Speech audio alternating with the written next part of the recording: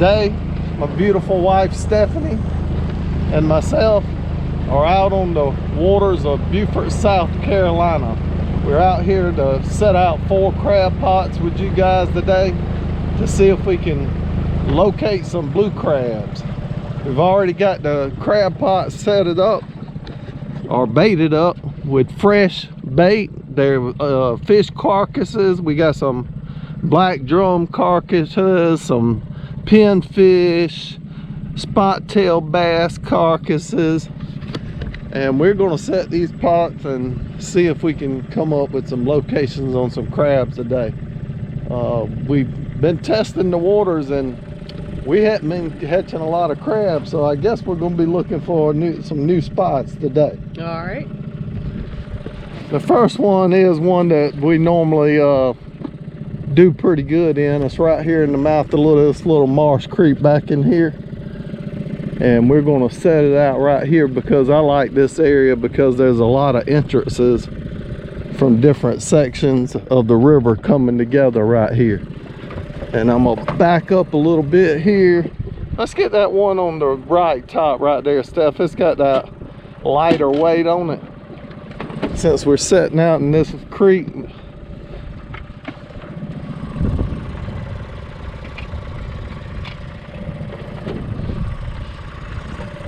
And what I mean is this crab trap, I only have a piece of chain on it helping it hold down, so I don't want to place it in a deep area. Let's just throw it right here. And this area right here, it's deep enough that on low tide that the trap won't be exposed either.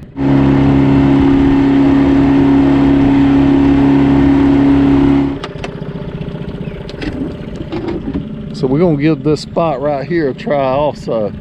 It's right off of the big main river, back up in this little tidal area.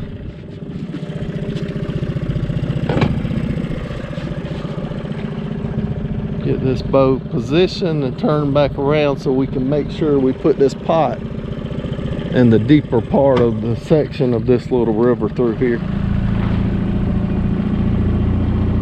Kind of like the little channel. It'll hold water when the tide goes down.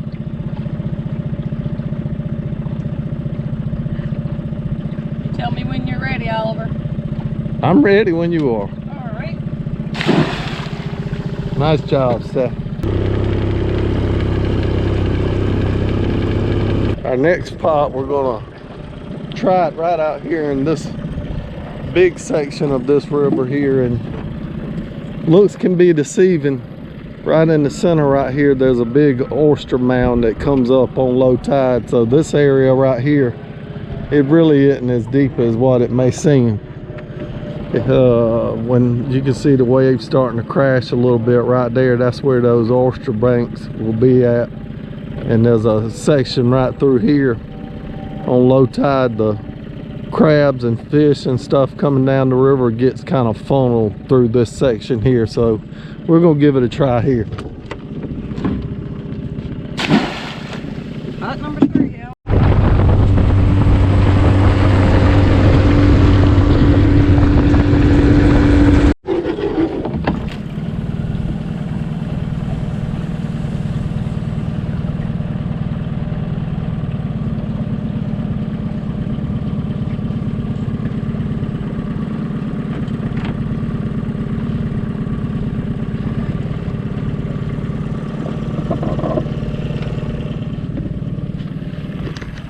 I like the way this open area back in this creek right here opens up, and we did pretty good right here in the past, so this is another spot we're going to try today. Let me back up just a little bit, Steph, because I believe it gets kind of shallow right there.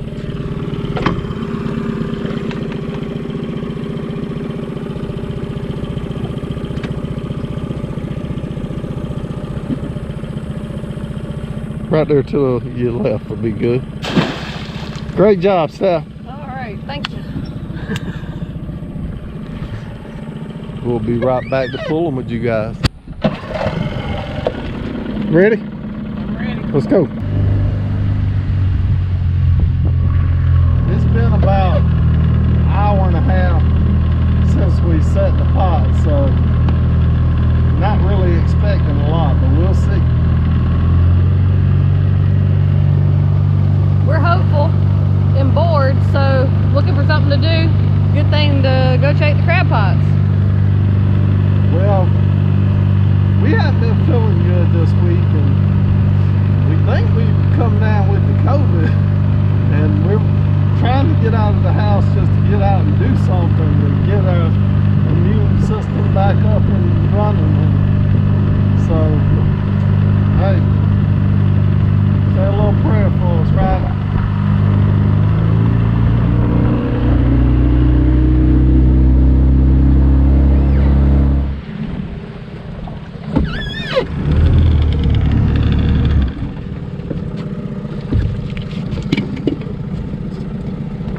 One thing we can do by going ahead and coming out here checking, if we're not getting crabs in a certain area or we're not seeing what we like in the pots, we're going to go ahead and reposition the trap.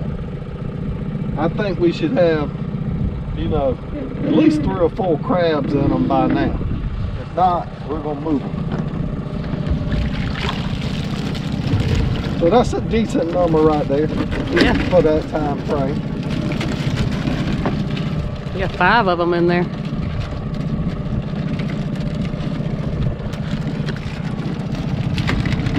So this trap may be doing good enough just to stay in this area.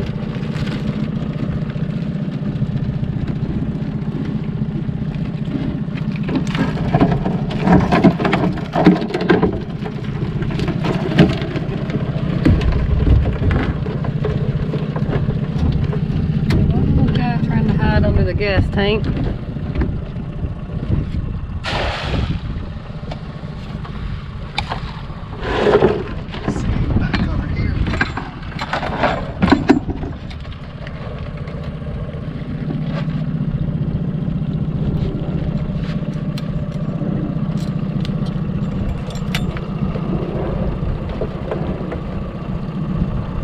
That is a keeper. He's probably the smallest one. Well, no, that one right there is probably the smallest. Which one are you talking about? This one? This one. This one here looks pretty small also. I might be wrong.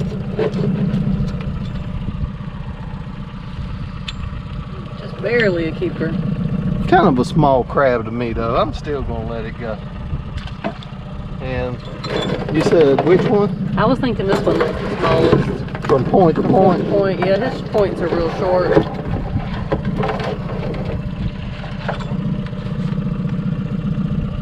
Yep. Not a keeper. Definitely a small one. You were right.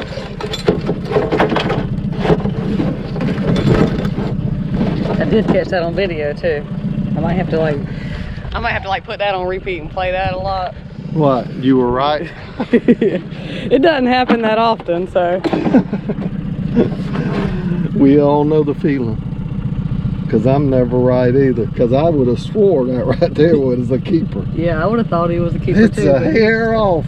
You think we should keep it? Nah, let him grow. Oh man. And you see he hasn't But molted look, lately. He's rusty. Yep. So by him being rusty like that, this crab, like she was saying, hadn't molded in a while. And as soon as this crab molts, this is definitely going to be a keeper crab. So what I'm saying is this crab itself, it will never become a keeper crab until it molts. All crabs molt, and when they do, that crab will be ½ inch or so bigger than what it is right now. Yep. And right now he is what, 4 and 30 seconds? Yeah, something like that. He's just a hair under. So what was that? 2 keepers? 2 keepers. Not bad. 2 keepers in an hour from one pot, or an hour and a half from one pot? That ain't too bad. Let's go to the second one.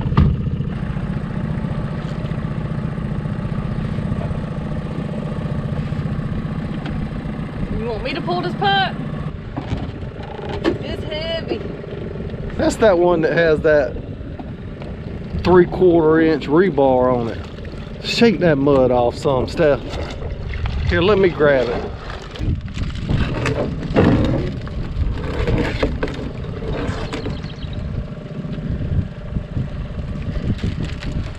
So 1, 2, 3, 4, 5 in this one too. 5 in this one too. Man. I think I see 3 keepers out of this one is what I'm gonna guesstimate before you get it in here. How many would you have guesstimated before we pulled? Probably none. The way our luck's been going, probably none.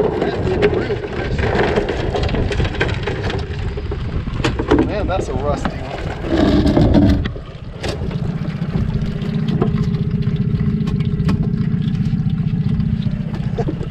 You can say the way our luck's been going. Yeah. Probably wouldn't have been done then. I don't think so. We got good luck. Get this thing repositioned back in the water. We'll check them out. This is that one we tucked in right here off the big main river.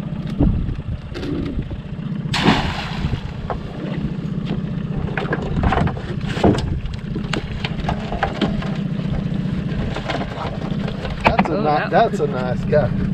Yeah, he was feisty too. He was wanting to come after Yeah, he's trying to get. That's a big, nice keeper. Can you see his underside? He's so blue under there. Yeah. And this right here would be a #1 male crab, guys. This is got a good hard shell and full of meat.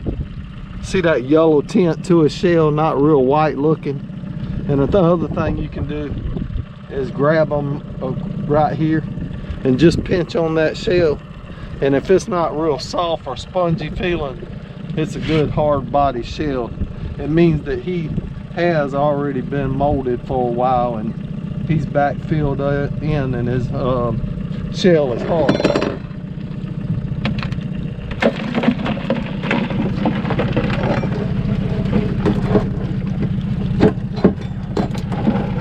Like the next to smallest one. I'm gonna think he's a keeper though. He is a keeper. Oh, so it's gonna be 4 keepers out of that pot then. Man, both of these are keepers. You can see that big rusty one. Oh, you know yeah. that one's gonna be full of meat.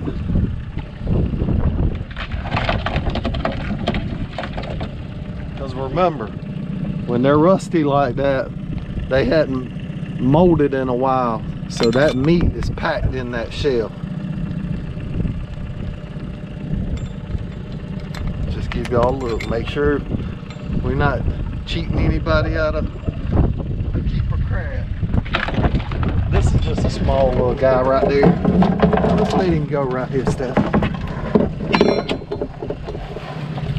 Find your way out. Swim, little crabby. There you go. We got 2, 4, 6, and 4 keepers out of that pot and 2 around young. Not bad so far. Yeah, half a dozen. That's pretty good. Move on to pot #3. It's gonna be too hot on that one. A little too hot.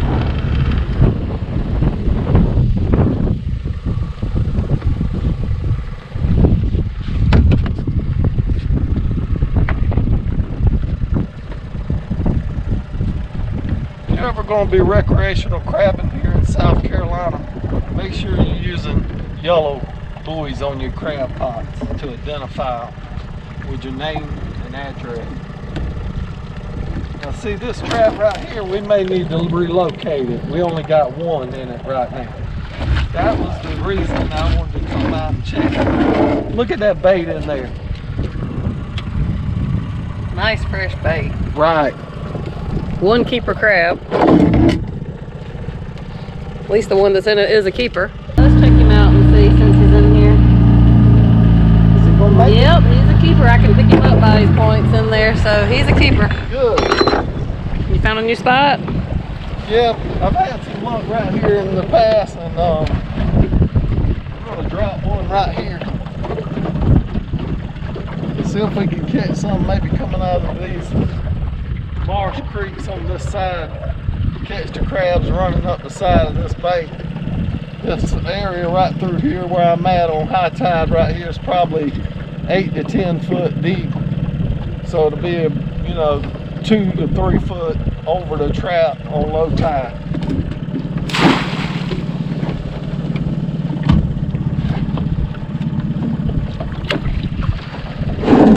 It's a keeper, right? Yep, he was a keeper. So that's number 7 for the keepers. Man, why didn't you grab him out of there? I don't know why you didn't bring them tongs. Why didn't you bring the tongs? You thought I was supposed to get everything ready? Well, you had gotten everything ready, I guess, except for the tongs. They're normally in the same container, but I think whenever we were putting stuff up, I did hang them up this time. Well, see, that's why they ain't with us, Steph. That's exactly why. Every time I try to put my stuff up, you move it. You won't keep your hands off my stuff. You mean I put it back where it goes? Let's go get that other crap. I'll take the blame. I did put them back where they go, hanging up. Fight number 4 coming up.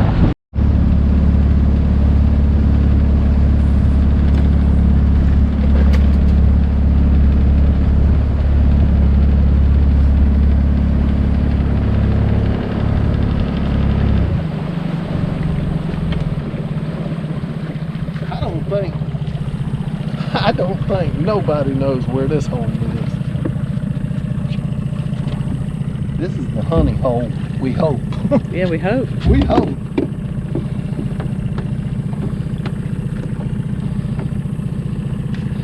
Got something? Whoa, shark. I like a shark. A greenie. Uh-oh. Oh, lots of mud. And I think he doesn't even look like he's a keeper. He's definitely not a keeper. We're going to have to relocate this one.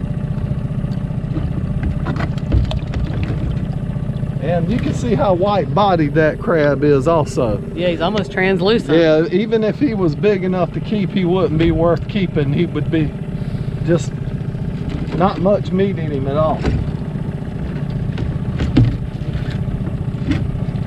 As time as those crabs shed their new shell, it'll be really, really white looking like that. And therefore, their meat or their muscles, it hadn't filled out inside of the body or the shell. So we're gonna relocate this one.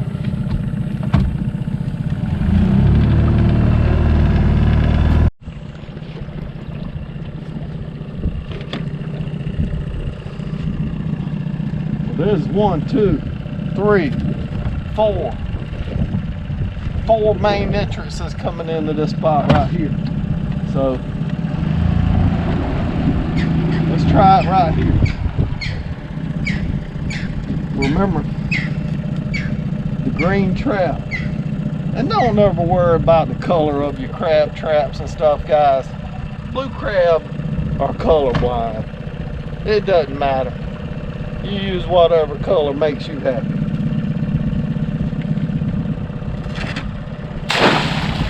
That was about an hour and a half soak, 7 keep. So the tide caught up with us today. I was wanting to go back out there one more time and at least pull those crab traps again with you guys. But the tide went out on us and I just figured it'd be best to go ahead and just wait till tomorrow. Don't rush it. Get stuck out here in this marsh. And those 7 crabs, I've already cleaned them, because anybody knows that has kept up with our videos on the channel that we like to clean our crabs before we cook them. And I love this red copper pot right here because it comes with a pan that sits up on legs where you can put a little bit of water down in the bottom of it and steam the crabs. We like our crabs steamed. They're good boiled also, but I think you waste a lot of your seasoning when you're boiling crabs, so we like to steam ours and just shake it over them real, what word am I looking for? What word am I looking for, Steph? I'm not sure.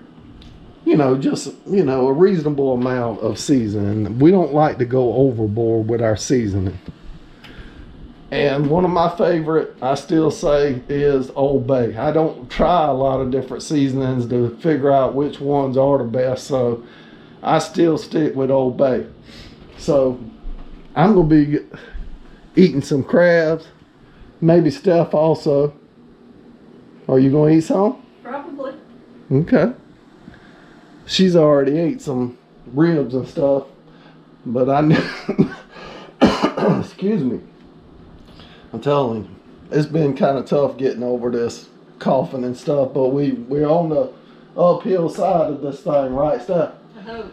And I just wanted to bring you guys back on to show you that, you know, our crabs and stuff that we catch, they don't go to waste. We try not to be wasteful. We're not that type of people. So I'm gonna be right back out there tomorrow when that tide's up high enough and pulling them crab pots again.